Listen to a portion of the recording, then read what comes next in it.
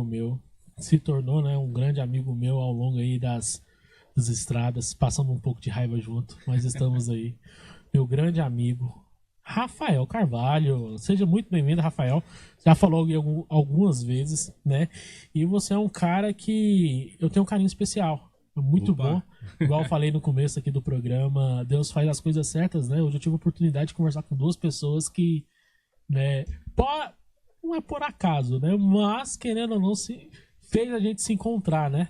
Rafael foi lá no começo, né?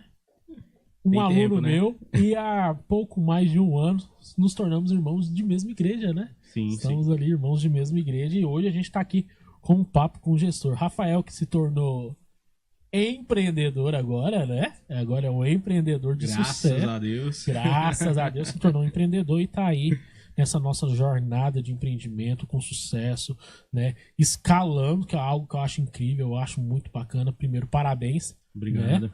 Demorou um pouquinho, mas chegou lá. É isso aí. A Rafael, gente se tá na apresente luta. aí pra nós aí. Vamos bater aquele papo. Ezequiel, muito obrigado pela oportunidade, a você, ao Neto, né? Pela oportunidade de estar fazendo parte aqui. Meu nome é Rafael Carvalho, né? Para quem não me conhece, para quem tá ouvindo a gente aí do outro lado, né? Tenho 32 anos, sou casado. Agora em outubro eu completo 5 anos de profissão aí no mercado imobiliário. E nesses últimos 1 ano e 6 meses aí, eu tô lutando aí para conseguir me tornar empreendedor, né? Não, Essa é a você parte já que... se tornou. Sim, Já se sim. tornou. Para me tornar a parte empregadora, né? E Bacana. pela graça de Deus a gente conseguiu, né? Abrimos aí a RC Imob, eu e a Olha minha só. sócia, Cláudia Sante. Então a gente tá iniciando aí essa trajetória, né? Pouco mais de 45 dias aí que a gente começou Tá essa online. trajetória aí. Que Estamos bacana. online, graças a Deus. Graças a Deus. Cara, eu fico muito feliz, de coração. Porque, Obrigado. assim, empreender não é fácil. E Oh, empreender no Brasil, a gente é um desafio muito maior, né? sim. E uma das coisas principais que eu vejo é tempo, né? É, Ah, com a pandemia eu aprendi que o tempo ele é importante, né? A gente não eu tenho uma frase que eu falo que a gente não nasce correndo. Senão a gente começava a ser corretor num dia e no outro já era dono de de- imobiliária, né? Mas sim, não, tudo tem um tempo. Então levou aí 5 anos para sim. você abrir seu próprio negócio, né? E nada mais do que o tempo para te ensinar. Só que eu tô ligado que tem mais tempo aí, né? Você começou a ser vendedor bem antes, né? Conta um pouco Minha, dessa história aí pra gente. Conta um minha pouco dessa trajetória. trajetória sua. Então, eu comecei a trabalhar muito cedo, né? Eu comecei a trabalhar com 12 anos de idade. Trabalhei no espetinho dessa minha tia, que hoje é minha sócia. Ela tinha um Olha só. açougue. E aí eu tinha muita vontade de ter o meu dinheiro, de trabalhar. Então, comecei a trabalhar lá no espetinho dela, assando carne lá, organizando as coisas e tal. Então, eu comecei com 12 anos. Com 14 anos surgiu a oportunidade de eu me tornar agente mirim. Olha só, Então, agente Mirim. eu fui agente mirim por 2 anos, né? Ah, Saí do agente mirim, fui... e lembrando, né? Que nesses 14 anos... Quando eu tinha 14 anos, eu trabalhei no agente mirim e nos finais de semana eu trabalhava no Lava Jato, do ó, Luciano. A do Chacar do Luciano ali na Tiradentes. sei, lembro. Então, sábado e domingo eu fazia o extra. Então, eu Nossa. nunca tive preguiça de trabalhar, né? E isso é importante, né? Com 16 anos eu entrei na Lojas Americanas como menor aprendiz, né? Também foi menor Fui aprendiz. menor Nossa. aprendiz. Nunca quis parar de trabalhar. Rapaz, eu lembro até hoje. Minha mãe, né? Meus pais. Eu lá com os meus. Acho que era 14 ou 15 anos, não vou lembrar aqui ao certo a idade. Né, já doido pra querer comprar os meus instrumentos, né? Não tinha dinheiro. Me rumou lá pra ser um jovem aprendiz, né? Jovem Trabalhei aprendiz. 2 anos como jovem aprendiz. E desde então, irmão, eu fui picado pelo trabalho, né? Hoje o pessoal fala que é workaholic, né? Os viciados em trabalho. Cara, a gente trabalha 24 O horas tempo por dia, todo. o tempo O inteiro. tempo todo. E é algo muito prazeroso. E Sim. tudo começou lá com meus 15, 14 anos, né? É, É uma fase importante, né, Rafael? demais, demais. Essa experiência minha nas lojas americanas, né? Hoje, apesar da gente ver aí que eles estão com um processo de recuperação judicial e tudo Aham. mais, Mas na época, aquela empresa se tornou referência para mim. Então, foi naquela idade ali, naquele período em que eu trabalhei nas lojas americanas, em que me despertou o interesse e o desejo de me tornar empreendedor. Bacana. Então, Com 15 anos, então, o empreendedorismo apitou no coração. porque quando a gente entra numa empresa daquele nível, a gente estuda o início dela e a gente vê como é que surgiu aquilo ali e como se tornou um império, né? Uhum. Então a gente fica com aquele desejo dentro do coração, aquele ardor, né? No coração, aquele queimar dentro do coração. Então, naquela época, eu decidi que eu queria ser empreendedor, né? Empresário, me tornar empresário. E aí, aos 18 anos, eu fui trabalhar na RG Log e na Gabardo, ao lado da Hyundai, a transportadora que é responsável pelo transporte dos carros da Hyundai, pelo menos no período era, né? E lá eu me senti muito infeliz, apesar de ser muito grato por eles, mas eu pedi ao meu pai para me ajudar a começar a empreender. Então a gente começou uma escalada como empreendedores, né? Meu pai arrumou um dinheiro para mim, comecei a vender calça e aí a gente começou a vender bolsa e eu sempre foquei no público feminino, porque mulher gosta de gastar, né? Não, homem tem outras prioridades, né? Homem gosta de carro. Isso. E aí eu comecei a trabalhar dessa forma e esse projeto nosso durou 2 anos e meio, quase 3 anos e a gente não teve muito sucesso, né? 2 caciques numa empresa era meio complicado, né?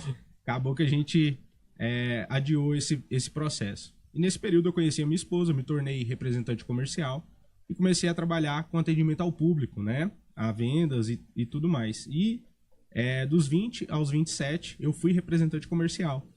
Então, olha só, então tem uma vasta experiência com vendas. Com vendas. Porque teve ali o processo de roupas, né? De vender roupa, bolsa. Aprendeu alguma coisa. Quase ali. 10 anos, para depois me tornar corretor de imóveis. Bacana, olha só. Cara, tudo é jornada, tudo é tempo, nada acontece do dia pra noite, né? Nunca. Tudo tem seu tempo, tudo tem sua hora, precisa de e tudo adiciona experiência na nossa vida, né? Com toda Isso certeza. é algo assim que a gente precisa levar pro coração, né? Sejam situações boas ou ruins, aquilo se torna experiência pra nossa vida, né? Sim. Então eu foco muito nessa questão em toda situação, né? E aí eu iniciei a minha carreira como corretor na imobiliária Office, né? Hoje a proprietária é a Tamires, na época era ela e o Thiago Caluf. Sou muito grato a eles pela porta que foi aberta lá para mim, bacana. Né? E eu sempre quis alçar voos novos, né? Quando eu conheci o mercado imobiliário, eu me deslumbrei e vi que o mercado era muito maior do que eu imaginava. Quando a gente está de fora, a gente acha que é vender uma casa e acabou, né? A pessoa nunca mais vai comprar outra casa, nunca mais vai mudar de status, de patamar, né? E eu acho que isso é um pouco daquilo que a gente vive quando a gente é criança, né? Pela vida humilde que a gente tem, a gente não tem noção daquilo, né? Esse processo da gente colocar teto, né? Em algumas coisas, né?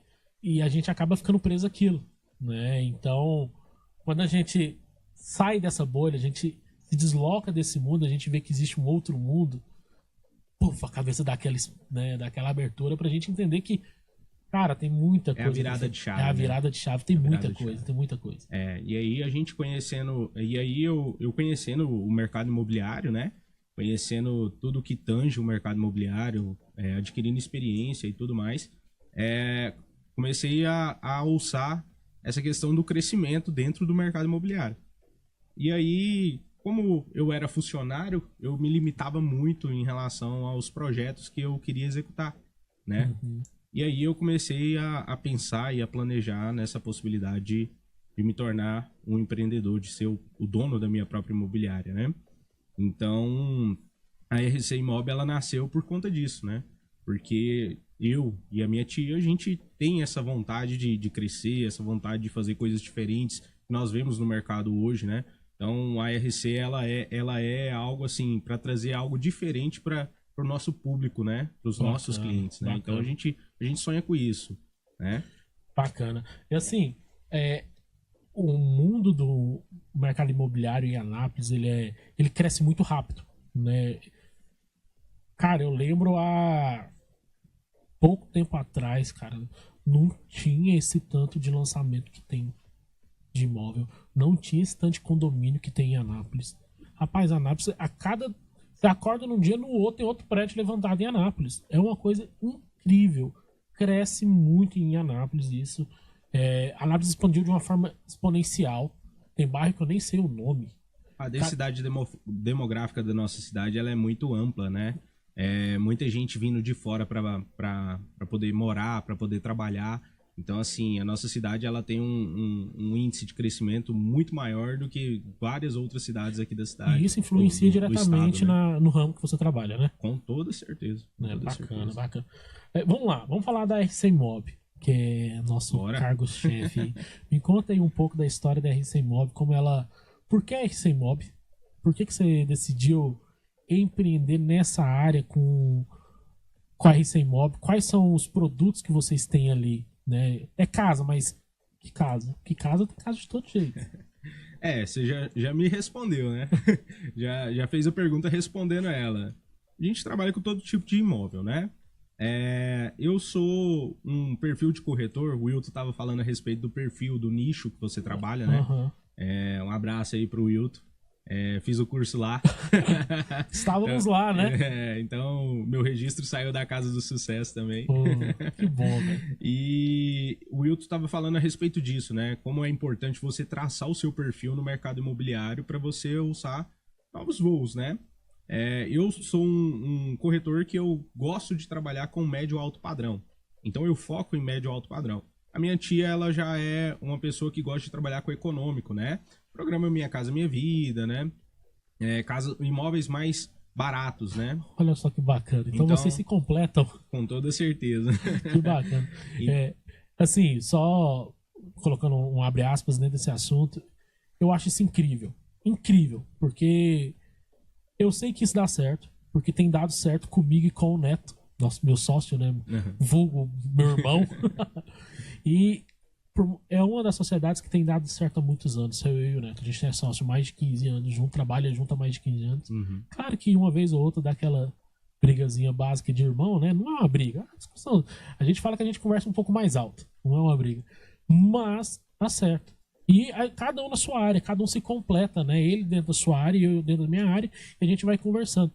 E isso de um ser especialista numa área e outro ser especialista em outra área, olha só, você pega todo o mercado imobiliário, né? Você vai desde ali do Minha Casa Minha Vida até o alto padrão. Então você consegue anexar dentro do seu empreendimento ali dentro da RC Mob todo o mercado. Você consegue abranger tudo, né? Sim. Mas é claro que assim, se a gente tem um cliente e chega um cliente para mim, Rafael, eu quero ser atendido por você, Minha Casa Minha Vida, a gente vai atender com todo prazer do mundo e com todo profissionalismo também. E da mesma forma a minha tia também, né? A minha sócia, né? Eu tenho que falar com sócia aqui, né? É complicado tirar esse... isso, né? Eu falo vencer essa barreira, né? Durante muito tempo a gente ficava... agora eu tenho que falar Neto, não posso falar irmão. Eu não posso falar os apelidos que eu chamo ele, né? Neto. Até... E hoje pra mim isso é normal, né? Mas até no celular eu mudei lá, né? De tia eu coloquei sócia, né? Colocou sócia pra ficar mais fácil, né? É um processo. Bacana. Então separar isso aí é um dos desafios, degraus, né? dos desafios que a gente tem aí. Muito bacana. Mas assim, graças a Deus tá fluindo, né? E a gente sabe daquilo que a gente aprendeu ao longo desse período no mercado e aquilo que nos espera ao longo dos anos aí que estão por vir, né? Bacana, hein? Legal. Assim, dentro desse ramo imobiliário, quais são os desafios que você vê hoje? Quais são, assim, os pontos que você pode colocar e você fala, cara, vencendo isso aqui, voa. Vencendo isso aqui, voa. Eu acho que, assim, o pior problema hoje do mercado é a venda de um sonho de uma vida fácil de corretor, né? As pessoas olham nas redes sociais e vê o corretor bem vestido, vê um carrinho bacana, mas não entende o comprometimento que há por trás daquilo ali, o esforço que há por trás daquilo ali. Desde quando eu entrei no mercado imobiliário, eu não lembro quando foi a última vez que eu tirei férias, porque o meu telefone não para, minha mente não para. Uhum. Então, assim, as pessoas veem muito, vislumbram muito aquilo que elas veem, mas quando elas vêm pro lado de cá, elas se assustam de como é o mercado imobiliário de fato, né? Assim, não é uma vida fácil, né? Não. Rafael, todo mundo pode ser corretor? Pode, mas eu já discordo um pouco daquilo que você falou em relação a ter uma renda extra como corretor. Corretor, ele tem que ser corretor em tempo integral, sabe? Porque não tem como você obter sucesso dividindo o seu dia. Eu já acho muito complicado tendo 24 horas para trabalhar só como corretor e empreendedor. Tinha que ter pelo menos 36, né? Eu acho que eles teriam que ser no mínimo, né? Mas eu acho que vem muito da dedicação. Então o pessoal tem que fazer um balanço, de fato, o que eu quero, certo? Porque se você olha aquilo só como um hobby, vai ser passageiro. Agora, a partir do momento que você decide viver daquilo ali, vivenciar o mercado imobiliário, você vai ver que o mercado imobiliário ele influencia em vários setores, né? A gente influencia no agronegócio, a gente influencia na construção civil, a gente influencia no industriário. Então, o mercado imobiliário ele está em tudo, né? Não é um ticket barato. Não. Né? Ele quando a gente vai trabalhar dentro do marketing, a gente vai analisar o ticket do produto para poder fazer todo o projeto, toda a análise dentro. E quando a gente pega um produto que tem um ticket alto, ele tem uma demanda alta de ticket, né? Ticket, o que é o ticket? É o preço do produto, o preço médio do produto. Né? Você não vai achar aqui no Brasil uma casa de 50 mil reais. Não existe isso. Bem complicado. Não, impossível. Então não é um ticket barato. Não é todo lugar, não é todo mundo que tem aí 100 mil, 200 mil, 300 mil, né, 1 milhão em caixa para fazer uma compra de uma casa. Sim. Então, quando a gente avalia a importância do mercado imobiliário para qualquer cidade, para qualquer região, ele é muito pulsante. Ele influencia diretamente no PIB ali do município, né, na geração de emprego, de renda dentro do município, e ele precisa ser olhado com muito carinho, né? Vou falar de umas experiências minhas, né? Muitos clientes meus de marketing veio do corretores de imóveis, né? Uma grande parte. E um grande desafio que eu tento passar para eles é justamente eles entenderem isso, que não é igual uma caneta. Nunca. Não é. Ele não acha é uma calça, não é uma camiseta que você vai lá e troca de uma hora para outra. Né? Não é algo que você pode vender. Não é uma venda simples que a gente fala, né? Hoje, por exemplo, para você finalizar uma venda de uma casa, leva quanto tempo mais ou menos? Então, a gente tem um ticket médio de atendimento, né? É claro que vai ter os casos esporádicos de um cliente que vai chegar em você e com 15, 30 dias você finalizou o processo. Mas eu tenho um cliente, né, em específico, eu fiquei quase 12 meses com o processo dele na mão. Então, visitando casa, depois que a gente escolheu a casa, alguns problemas, intempéries dentro da questão de aprovação de crédito. Então, assim, não é um dinheiro que você pega de imediato, né? Quando o corretor quer trabalhar com algo mais imediato, ele foca muito em lançamento. O lançamento ele tem uma saída mais rápida. O recebimento é mais rápido, né? Tá. Porque a pessoa ela tem uma condição diferenciada em relação aos demais imóveis, mas o recebimento do corretor é no ato, né? Porque para você fazer a aquisição de um apartamento na planta, você precisa de fazer ali 6, 7, 8% ali de sinal para você poder parcelar o restante. Entendi. Então, aqueles 6, 7, 8% ali tem uma parte que fica para incorporador e outra parte é destinada ao pagamento de comissionamento para o corretor ou para a imobiliária e corretor. Entendi. Então, o corretor ele tem que saber qual o nicho que ele quer operar, né? E tem que ter nervos de aço, porque é complicado. Um dia você tá rico, outro dia você tá pobre. Um dia você tá rico, outro dia você tá pobre. É a vida de empreendedor, né? O empreendedor não tira férias. Ele tem toda a sua liberdade. Ele pode trabalhar a hora que ele quiser, ele acorda a hora que ele quer. Só que tem consequências. Ele vai ter a hora, ele vai ter o dinheiro só quando trabalha, ele vai ter liberdade só quando ele tem dinheiro, então por aí vai. Mas assim, então, qual seria uma média de tempo para uma média geral? Para fechar uma venda ali de um imóvel, qual que seria? Hoje a gente trabalha com um ticket médio de 6 meses. 6 meses para finalizar uma venda. Entre o primeiro contato. O primeiro contato e a finalização. A finalização, assinatura de contrato e tudo mais. A entrega da chave. Entrega da chave. 6 meses. 6 meses. O corretor só recebe, no caso dos imóveis de revenda, Na entrega da chave. Na entrega da chave. Só. Ah, e a galera acha que... Achou que assinar o contrato na imobiliária tá caindo dinheiro na conta. É, né? Não. tipo isso. Só no caso do empreendimento, né? Do lançamento, lotes, apartamentos. Algumas incorporadoras fazem casas com essa roupagem também de empreendimento. Você consegue receber no início, né? No ato. Entendi. Mas a grande maioria na entrega da chave. Entrega da chave. Bacana. Então, o tempo médio aí é de 6 meses para finalizar. Olha só que bacana, cara. A gente tá... Falar de vendas, né? Eu não sou um expert em vendas, eu entendo um pouco desse mercado de vendas, mas eu não sou expert. Mas na maioria da cabeça das pessoas, elas desistem no primeiro não.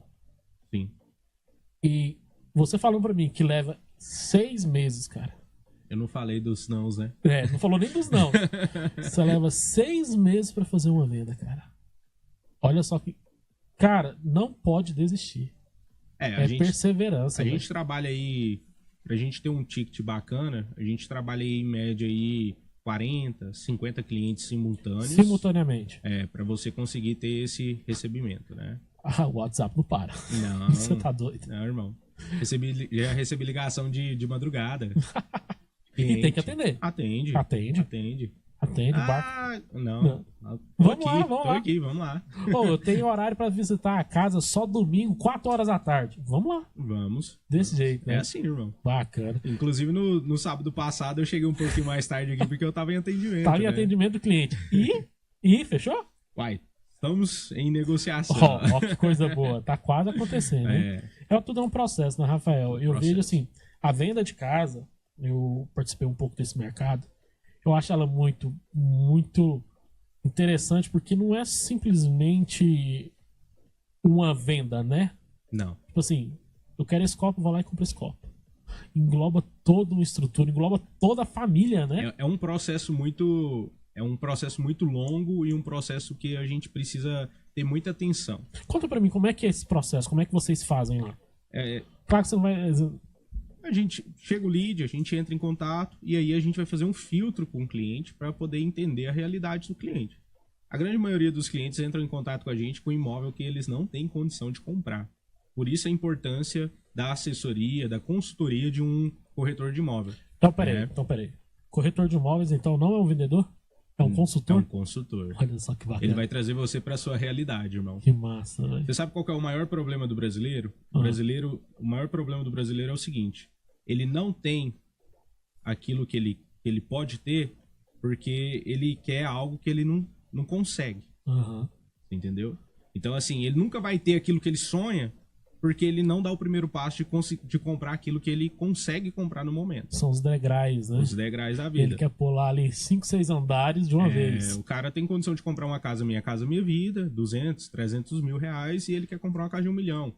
Então, assim, você tem que escalonar, né? Entendi. Se você tem condição de comprar uma casa de Minha Casa Minha Vida, a gente está falando aí de uma parcela média de R$ 1.800, de 300 mil. Vamos lá, uma parcela média de R$ 1.800. Não é barato. Não, é uma parcela alta. Não.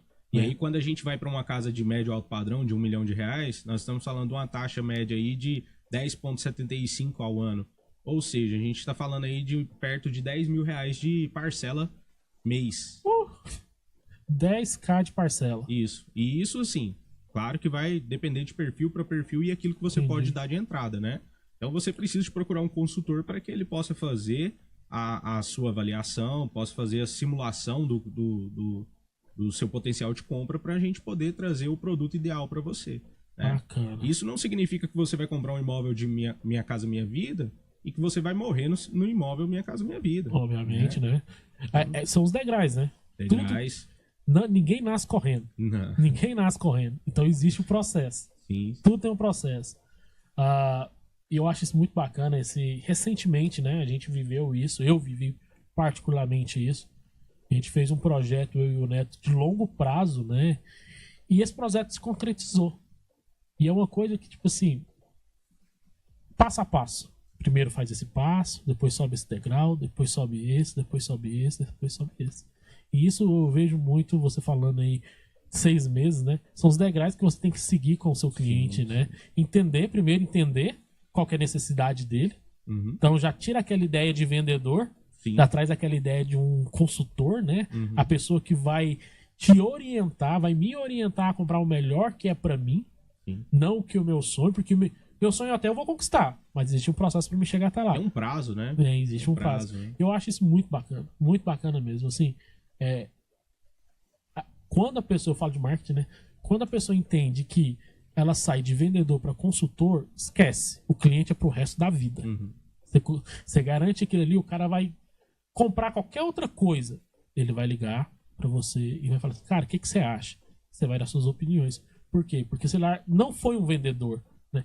Eu escutei uma frase essa semana, não sei quem que é, não lembro de quem que é, que ele estava comentando que se você dentro de uma loja, determinada loja, se você só entrega aquilo que a pessoa está procurando, exemplo, eu entro numa loja, já estou buscando esse copo, eu entro na loja e compro esse copo, não foi uma venda, foi só uma negociação. Mas se eu entro dentro da loja, compro um copo, compro uma garrafa de café, compro qualquer outra coisa a mais, ali teve uma venda, porque a pessoa mostrou para mim que só o copo, sem as outras coisas, não faz sentido, né?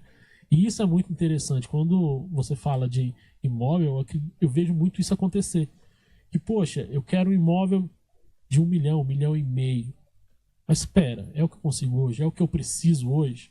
A gente tem que fazer esse papel de trazer o cliente para a realidade dele, sabe? E às vezes, assim, é triste ver o olhar do cliente, né?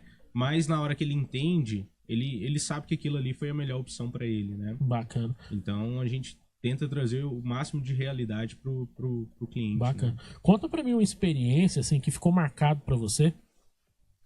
Qual venda, qual processo foi aquele que, tipo assim, marcou, ficou na sua mente? Tem muitos. E você escolhe 2 aí dos melhores e conta pra gente. Eu tenho um cliente, ele é até meu xará, chama Rafael. E na época ele tava querendo uma casa lá no Anápolis City. E ele é médico e tal. E aí eu tava procurando essa casa pra ele. E a gente conseguiu a casa. E aí ele chegou em mim e falou assim: Xará, só que o negócio é o seguinte: eu não tenho R$1 pra dar de entrada. Eu tenho um dinheiro pra dar de sinal aqui, mas eu preciso desse sinal pra trás. Aí eu falei assim: tá, o cara é médico, o cara, né? Como se diz? Tem uma condição financeira bacana. Vamos ver o que a gente apronta, né? Só que eu nunca garanto para o cliente 100%, porque a gente é dependente de outros fatores. Então, não é 100%, né? Das negociações, das situações que a gente consegue fazer isso. Mas, nessa casa em específico, a gente conseguiu uma avaliação superior, aonde a gente cobriu a entrada desse cliente, a gente cobriu a documentação, e ele ainda fez algumas alterações no imóvel e mobiliou a casa. Então, tudo aquilo que o banco liberou para ele de crédito, ele conseguiu pegar. Na época era uma taxa muito boa, né? Lembrando, né, que essa questão da taxa de juros em relação ao financiamento imobiliário é a melhor taxa que tem. É o melhor empréstimo que tem. É o financiamento imobiliário. É uma taxa muito baixa? Muito baixa, muito baixa. Se você fizer todo tipo de conta, todo tipo de cálculo, o financiamento imobiliário sempre vai ser melhor do que você pegar uma outra linha de crédito no banco, né? Entendi. Então tem muita gente que tenta refinanciar o imóvel para poder fazer uma alavancagem financeira, levantar dinheiro para... Muito empreendedor faz isso, né? Para poder crescer a empresa, expandir a empresa, né? Entendi. Então é uma oportunidade muito boa, né? E hoje, qual que é entrando dentro dessa área de crédito, qual que é a burocracia? Ela é muito pesada hoje? Como é que tá isso? Qual que é o tempo que leva? Então, o que a gente leva em consideração hoje, não a gente, né, mas os bancos, né, na verdade é o CORRES, né, que é aquilo que você tem de histórico dentro do banco, né, e nem tanto o Serasa, SPC. Já tive casos de clientes que estavam com nomes com restrição no Serasa, a SPC pagou aquela conta, conseguiu financiar, conseguiu, né? O problema é que o pessoal negocia muito dívida. Então, negociar dívida faz com que você fique queimado aos olhos do banco. Uma informação importante. Então, vamos supor, você deve cartão de crédito, você precisa pagar o que você deve para você conseguir o crédito para financiar o seu imóvel. Entendi. Se você fica com aquele crédito negativo, né, ali no interno do banco, você com certeza não vai conseguir o financiamento. Ah, Rafael, mas é em outro banco. Tem uma comunicação interna dentro dos bancos. Eles comunicam entre si. Sim, então assim, o seu histórico de mal pagador vai fazer com que você não consiga financiar. Rafael, mas aí eu processo o banco. Mas aí é outros 500, aí é outro departamento. História, né? Aí você já tem que ir atrás do advogado. Qual que é o principal ponto? É uma pergunta bem específica, mas qual que é o principal ponto que os bancos hoje não têm permitido? É simplesmente essa parte da questão de pagador, mas a documentação interfere, tem gente que não consegue toda a documentação. Então, aí a gente faz um checklist, né? Aí, assim, é um livro que a gente precisa escrever, né? A gente precisa contar a história do cliente para o banco. Então, assim, a gente vem, faz todo o recolhimento de documentação necessária que o banco pede. Tem casos de financiamento que o cliente precisa fazer uma entrevista com o gerente no banco, principalmente de imóveis de alto padrão, né? O banco quer saber se de fato tem a possibilidade de pagamento. Existe, né? Então, assim, da mesma forma que é algo simples, pode se tornar algo trabalhoso também, né? E o cliente, ele tem que caçar um consultor imobiliário, um corretor de imóveis que ele confie. Porque tem que ter uma relação de confiança. Porque se você omite alguma informação para o seu corretor, você vai atrapalhar o seu processo. Lá na frente dá problema. Vai atrapalhar. Então, assim, tem que ter essa relação de confiança. E aí a gente volta lá naquele assunto que o corretor de imóveis, ele não é um vendedor. É um consultor. Entendeu? Né? Você não pode... Sim, com toda certeza. Porque o consultor, quando você vai abrir a porta da sua empresa para o consultor, ele precisa de saber de todos os detalhes.